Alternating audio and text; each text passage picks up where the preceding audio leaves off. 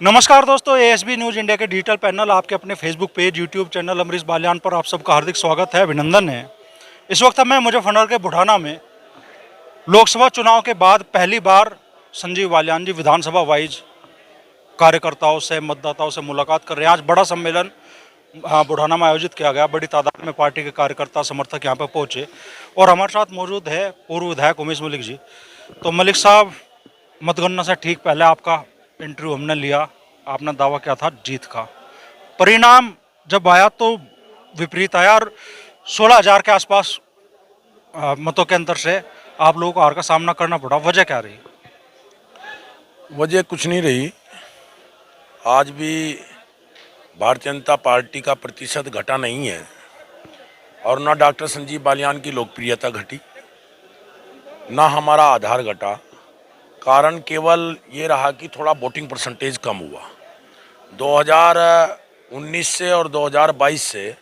इस बार लगभग 14,000 वोट बुढ़ाना विधानसभा में कम पड़ा और 14,000 वोट कम पड़ा।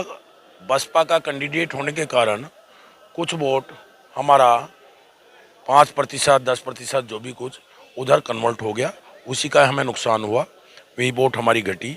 आज भी अगर वोटिंग परसेंटेज बढ़ता और बूथ पे हमारा समाज, जनता वोट डालने जाती तो मैं पूर्ण विश्वास के साथ कह सकता हूँ वो वोट सब मोदी जी के, योगी जी के और डॉक्टर संजीव बालियान के खाते में जाती और हम बुढ़ाना विधानसभा जीत के निकलते हैं। बड़ा भरोसा था आपको मुस्लिम मतदाताओं पर भी। आपने कहा था भाई 10 से 15,000 मुस्लिम वोटर अकेले बुढ़ाना विधानसभा में मिलेगा।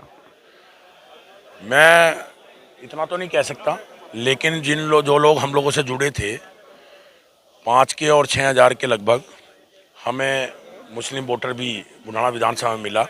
और उदाहरण के रूप में अगर बताऊं तो 1,000 वोट जोले के अंदर मिलना और 406 वोट जोगिया खेड़े में, एक भी हिंदू वोट नहीं है, 406 वोट जोगिया खेड़े में मिलना इस बात को प्रमाणित करता है कि निश्चित रूप से हमें बहुत सारे गांव पूरे पूर्ण रूप से मुस्लिम है। इसलिए हमें 5 से और 6,000 के बीच में निश्चित रूप से बुढ़ाना विधानसभा में मुस्लिम मिला होगा। और 2022 में मुझे भी 2,500 के लगभग वोट इस बुढ़ाना विधानसभा में मिला था। अच्छा, 2022 से जो सिलसिला शुरू हुआ बुढ़ाना विधानसभा में, पहले आपकी हार हुई, अब मंत्री जी की हार हुई, संजीव बालियान जी की। 27 को फिर आप 27 का चुनाव किस तरह से देखते हैं आप?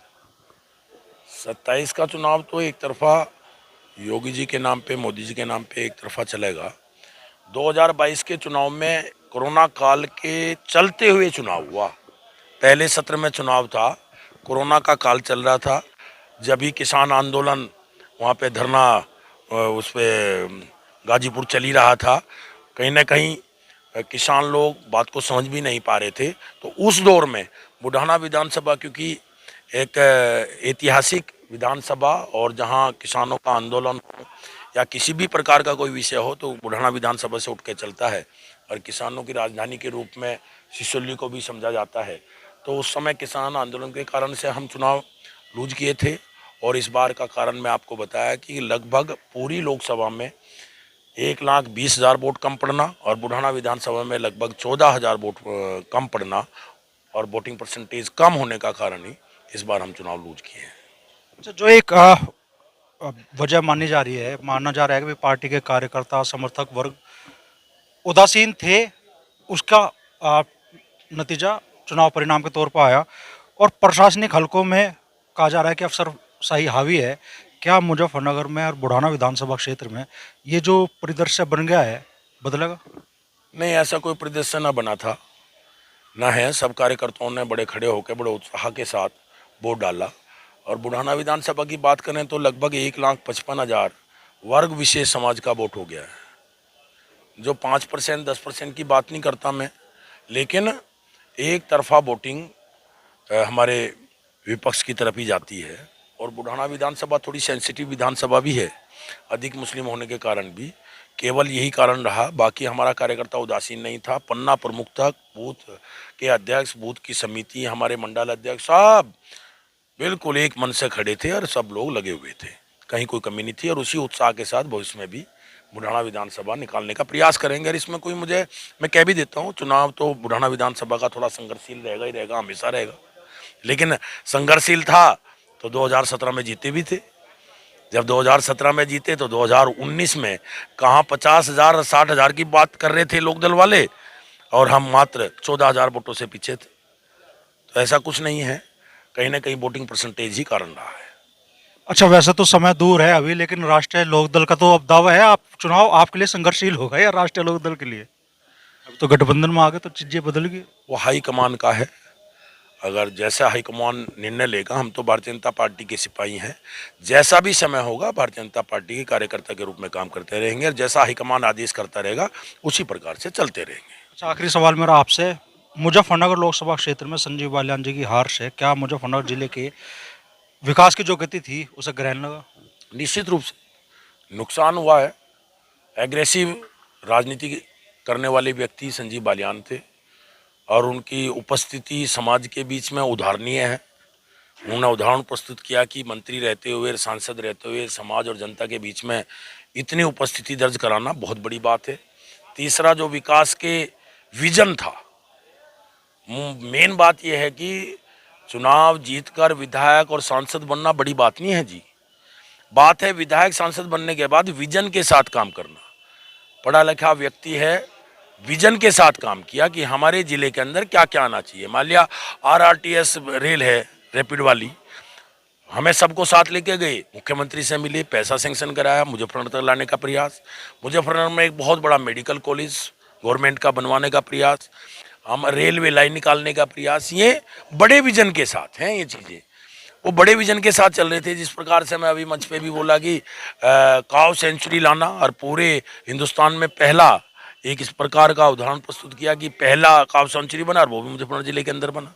तो इस प्रकार से विजन के साथ एग्रेसिव होके जनता की बात उठाना, लोकसभा के अंदर अपने मंत्रियों के सामने बात उठाना, ये संजीव बालियान करते थे। और निश्चित रूप से सरकार की तरफ से जब प्रतिनिधि जिले के अंदर, जनपद के अंदर रहता है, तो विकास ज़्यादा होता ही है, और उनका तो मानसिकता ही विकास की है, इसलिए नुकसान हुआ है, बहुत बड़ा नुकसान हुआ है। बुढ़ाना विधानसभा में आज मैं खुद स्वयं अगर यहाँ के सेवक के रूप में काम करता, तो जितने काम पिछले 5 वर्षों में हुए उसका अब तक 2.5 साल गुजरने को आ रहे, कुछ नहीं हुआ। क्या हुआ? कोई एक भी काम उदाहरण के रूप में, इसमें एक सड़क नाम की चीज़ कोई बता दे। बुढ़ाना विधानसभा में एक सड़क भी नहीं बनी होगी।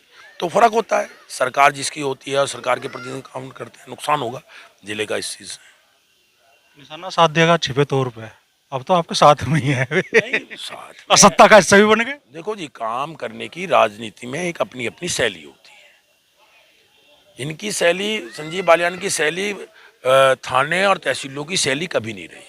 परिवार के किसी व्यक्ति ने थोड़ी बहुत करी होगी, वो अलग बात है, हो भी जाती है। लेकिन इस आदमी के, यह आदमी विजन के साथ चलने वाला व्यक्ति था, इसलिए जनपद को बड़ा नुकसान है। नहीं, आपने कहा भी अगर आप सेवक होते, अब तो जो सेवक है वे आपके साथ सत्ता में साझेदार हैं, और आप कह रहे हैं कि भाई पिछले 2-2.5 साल में कुछ काम हुआ नहीं विधानसभा क्षेत्र। साझेदार होने का मतलब थोड़ा कह लें आदत बदल जाएगी, नेचर बदल जाएगी। वो तो साझेदार हैं, ठीक है, हमारे साथ हैं, सरकार में है, प्रयास करें, लेकिन प्रयास करने की नेचर भी होनी चाहिए ना। अब शुरू में सबसे पहले मैं और डॉक्टर संजीव बालियान ने विषय उठाया कि ये डार्क जोन में है। मैं विधानसभा में विषय रखा, उत्तर प्रदेश विधानसभा में, यहाँ से प्रस्ताव गया विधानसभा से, तुरंत उन्होंने दिल्ली से करा के दिया, तो डार्क जोन खत्म हुआ ना। मैंने कहा एक्शन ऑफिस में बुढ़ाने में होना चाहिए, एकदम से मैंने विधानसभा में विषय रखा, धारा 52 के अंतर्गत हो गया, यहाँ एक्शन ऑफिस चालू हो गया। तो ये विजन, काम करने की आदत होनी चाहिए ना। अब 3 वर्षों में तो कोई काम करने की आदत दिखाई नहीं थी। अब ये चुनाव निपटा, अभी ताज़ा गठबंधन हो, आगे 2 साल देख लेंगे लोग कितना काम होगा, कितना नहीं, हम निर्णय ले लेंगे। भाई हैं अपने, बुजुर्ग हैं, सीनियर हैं, उन्हीं के आशीर्वाद से तो हम काम कर रहे हैं। मैं तो बड़े हो गए भैया, उनके आशीर्वाद से काम करेंगे भाई। उनसे तो बहुत कुछ सीखने को मिला है कि कोई भी बात हो बिल्कुल बोल लो ही ना, चुपचाप अपना शांति से अपना कार्यकाल पूरा कर दो। इतनी बड़ी बात उनसे सीख ली, और किससे सीखने जाते? जबरदस्ती रिटायर करोगे क्या? नहीं। तो बड़ी बात विधायक जी कह रहे हैं कि 2022 और 24 के चुनाव में, 2022 के विधानसभा और 24 के लोकसभा चुनाव में भले ही भारतीय जनता पार्टी को बुढ़ाना विधानसभा में हार का सामना करना पड़ा हो, लेकिन 2027 का चुनाव वो कह रहे हैं कि मजबूती के साथ लड़ा जाएगा और जीता भी जाएगा।